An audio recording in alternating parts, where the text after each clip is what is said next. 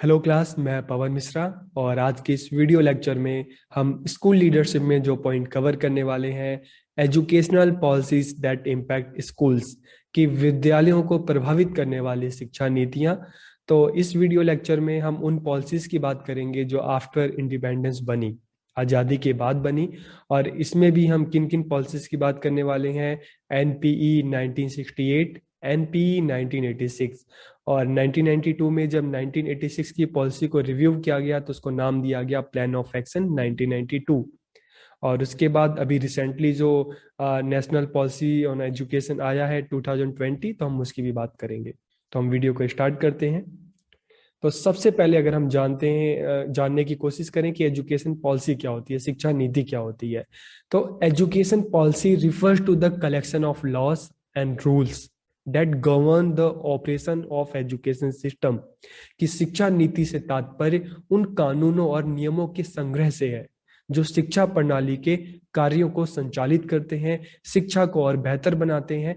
ठीक है। जिन इन पॉलिसीज के थ्रू टाइम टाइम पे एजुकेशन में टाइम के हिसाब से जो भी सोसाइटी की नीड होती है, ठीक है, तो उस हिसाब से एजुकेशन में चेंजेस लाए जाते हैं। चाहे करिकुलम की बात करें, चाहे टीचर्स एजुकेशन की बात करें, टीचर ट्रेनिंग की बात करें, ठीक है, चाहे स्कूल इंफ्रास्ट्रक्चर की बात करें, तो टाइम के हिसाब से, सोसाइटी की नीड के हिसाब से जो भी एजुकेशन में चेंजेस लाने होते हैं तो इन पॉलिसीज के थ्रू लाए जाते हैं। इसलिए टाइम टाइम पे पॉलिसी बनाई जाती है। ठीक है।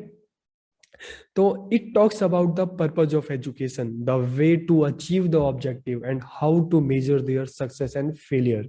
कि इनमें शिक्षा के उद्देश्य, इन पॉलिसीज में किसका जिक्र किया जाता है कि एजुकेशन के क्या ऑब्जेक्टिव होने चाहिए, उन ऑब्जेक्टिव को कैसे पाना है, ठीक है, उसको कैसे अचीव करना है, और क्या सक्सेस रहा, क्या फेलियर रहा, तो इन सब चीजों को मेजर भी किया जाता है। ठीक है।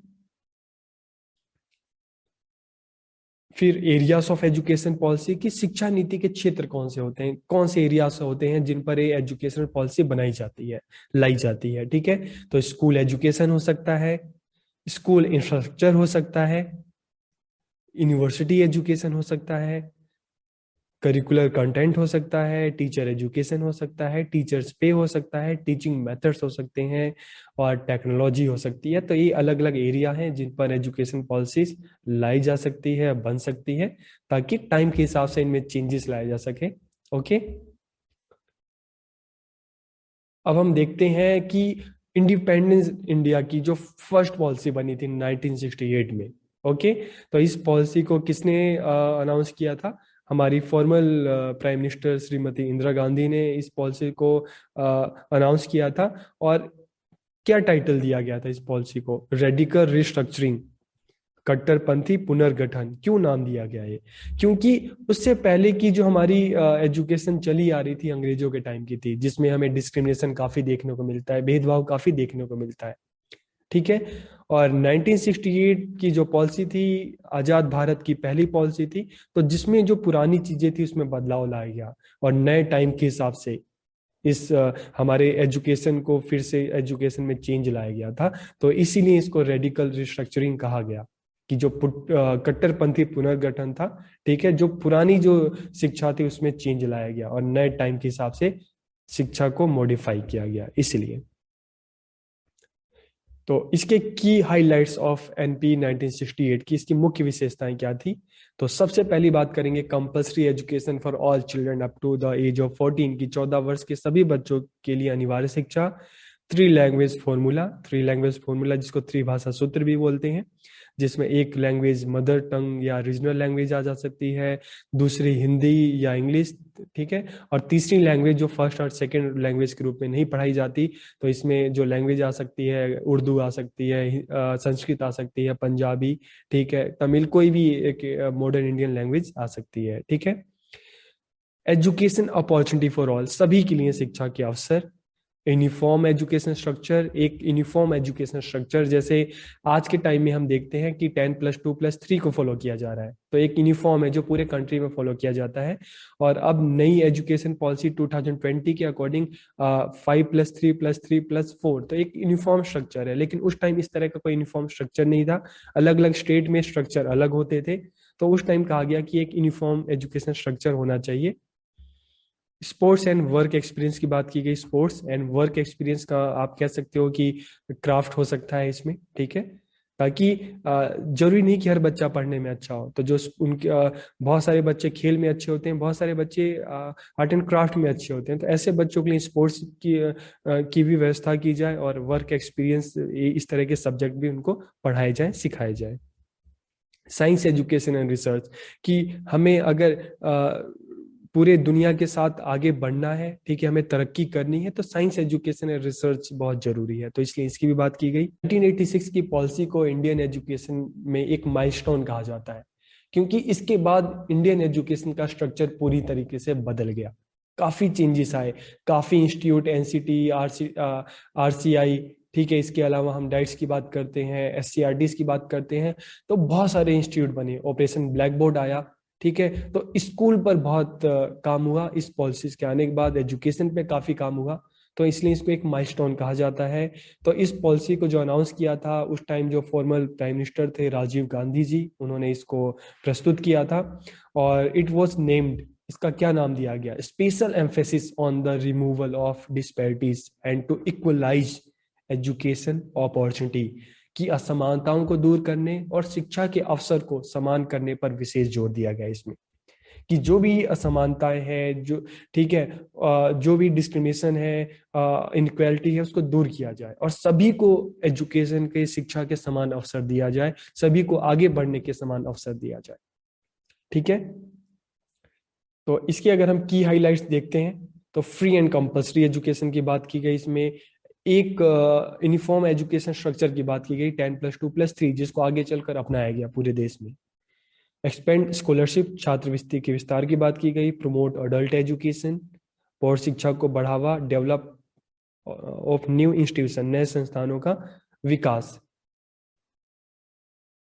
Employing more teachers from the SC/ST communities की, ST/SC जो समुदाय से भी अधिक से अधिक शिक्षकों को नियुक्त करना। Provide incentive for poor families to send their children to school regularly, कि पुअर जो गरीब परिवार है उनको भी प्रोत्साहन देना ताकि वो अपने बच्चों को स्कूल भेजें। Teacher will have the right to teach, learn and research, कि शिक्षकों को सीखने, सिखाने और शोध करने का और अधिकार दिया जाए, रिसर्च करने के लिए, ठीक है, उनको सीखने के लिए, सिखाने के लिए उनको ज्यादा से ज्यादा राइट दिया जाए।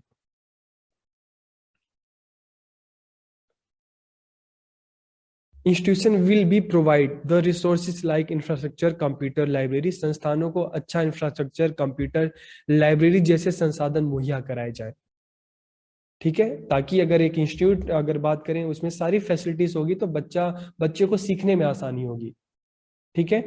ये ऊपर 1968 लिखा है लेकिन वो 1986 है, okay. Accommodation will be provide for the student, specially girl student, की विद्यार्थियों के लिए और विशेष रूप से छात्राओं के लिए आवास उपलब्ध कराया जाए। इन 1992, अब 1986 की पॉलिसी को आफ्टर 6 ईयर 1992 में रिव्यू किया गया, और जब इसको मॉडिफाई किया गया तो उस टाइम जो प्रधानमंत्री थे PV नरसिम्हा राव, उन्होंने इसको इंट्रोड्यूस किया, ठीक है। तो इसमें क्या क्या चेंजेस आए, तो इसके भी हम की हाइलाइट्स देख लेते हैं। Common entrance test for admission to all professional and technical programme, ठीक है, एट ऑल लेवल, की अखिल भारतीय स्तर पर सभी व्यावसायिक और तकनीकी कार्यक्रमों में प्रवेश के लिए एक सामान्य प्रवेश परीक्षा कराई जाए, ठीक है। तो आगे चलकर 2000 अगर 1 की बात करें तो JEE, joint entrance examination, all India engineering entrance examination, state level पे इस तरह की जो परीक्षाएं थी, एग्जाम्स थे, ऑल ओवर इंडिया लेवल पर इसको कराया गया। और आगे चलकर आपने देखा होगा नीट की भी, मेडिकल जो एरिया है उसमें नीट की भी परीक्षा ऑल ओवर इंडिया लेवल पे हुई। और आगे चलकर BEd और एजुकेशन भी इस तरह की जो ऑल ओवर इंडिया लेवल पे इनके एंट्रेंस एग्जाम किए जाएंगे। तो ये बात किसमें की गई थी, 1992 की जो प्लान ऑफ एक्शन था तो उसमें ये बात की गई और आगे चल के इम्प्लीमेंट भी किया गया, ठीक है। और उसके बाद हम बात करते हैं नेशनल पॉलिसी ऑन एजुकेशन 2020 की। तो the government has replace the 34-year old national policy on education, कि 1986 में जो पॉलिसी आई उसको आफ्टर 34 ईयर उसको फिर से रिप्लेस किया गया न्यू एजुकेशन पॉलिसी 2020 के रूप में। ठीक है, तो this is the first education policy of the 21st century की है, 21वीं सदी की पहली शिक्षा नीति है। द एन ठीक है, the national education policy 2020 has introduce several reform in school education, कि इसने स्कूली शिक्षा में कई सुधार किए। तो उसको हम देखते हैं। इसके जो की हाइलाइट्स हैं, schooling will start at the age of 3, कि पहले जहाँ 6 ईयर की एज थी, तो इसमें क्या कहा गया कि अब 3 ईयर की एज से स्कूलिंग स्टार्ट होगी। और जो नया स्ट्रक्चर हमें मिला 5+3+3+4 का। ठीक है, emphasis on mother tongue as the medium of instruction, कि बच्चों को उनकी मातृभाषा में शिक्षा दी जाए। Universalisation of early childhood care and education की ईसीसी, कि जब हम 3 ईयर एजुकेशन की बात कर रहे हैं, तो बच्चों का जो 3 से 6 ईयर की जो एक एज होती है जहाँ पे बच्चा प्री स्कूल लेता है एजुकेशन, या 3 से 8 ईयर की हम बात करते हैं जो बच्चों का फाउंडेशन स्टेज है, तो वहां पे बच्चों को ध्यान दिया जाए। ठीक है, तो सभी बच्चा जो इस एज के सभी बच्चों को स्कूल में डाला जाए, इसलिए इसको यूनिवर्सलाइजेशन कहा गया है। फिर no separation between science arts and commerce, जैसे अभी तक चलता आया है कि साइंस बच्चा 10th के बाद साइंस लेना है तो अलग जाएगा, 12th अलग और कॉमर्स अलग। तो इस तरह की पहले स्ट्रीम हुआ करती थी जो बिल्कुल खत्म कर दी गई है। अब अगर आपको साइंस के साथ हिस्ट्री भी पढ़नी है तो आप पढ़ सकते हो, साइंस के साथ आपको ड्राइंग लेनी है आप ले सकते हो। ठीक है, internship and vocational education from class 6, की क्लास 6 से ही बच्चों को वोकेशनल एजुकेशन दी जाएगी और उनको भी अलग अलग इंडस्ट्री में इंटर्नशिप के लिए भेजा जाएगा। Focusing on attaining foundational literacy and numeracy, की छोटे स्तर पर ही छोटी क्लासेस से ही बच्चों की, अगर हम बात करते हैं कि लिटरेसी एंड न्यूमरेसी, इस पर इनके फाउंडेशन, जहाँ पे बच्चों का छोटी क्लासेस से उनके फाउंडेशन पर ध्यान दिया जाएगा, बेस पर ध्यान दिया जाएगा, ताकि जो बेसिक है वो क्लियर किया जा सके। ठीक है, board exam for grades 10 and 12 will be redesign, कि बोर्ड की जो परीक्षा है उसको फिर से रिडिजाइन किया जाएगा, पुनर्निर्मित किया जाएगा। और reduction in curriculum to course concept, कि बच्चे अच्छे से सीखें और उनका कंसेप्ट क्लियर हो, इसलिए करिकुलम का जो बोझ है वो कम किया जाएगा। एजुकेशन ऑफ गिफ्टेड चिल्ड्रन, की जो गिफ्टेड चिल्ड्रन है, जो प्रतिभाशाली बच्चे हैं, इनके लिए भी एजुकेशन का पूरा इंतजाम किया जाएगा। ठीक है, तो इनके लिए जो भी टूल्स हैं, इक्विपमेंट है, वो स्कूल में अवेलेबल करवाए जाएंगे, ताकि स्कूल में जाकर सिर्फ बैठे ना, इनको भी नॉर्मल बच्चों के साथ सीखने का पूरा अवसर मिले। तो आपको ये वीडियो कैसा लगा आप कमेंट करके जरूर बताइएगा। आप सबका बहुत बहुत धन्यवाद।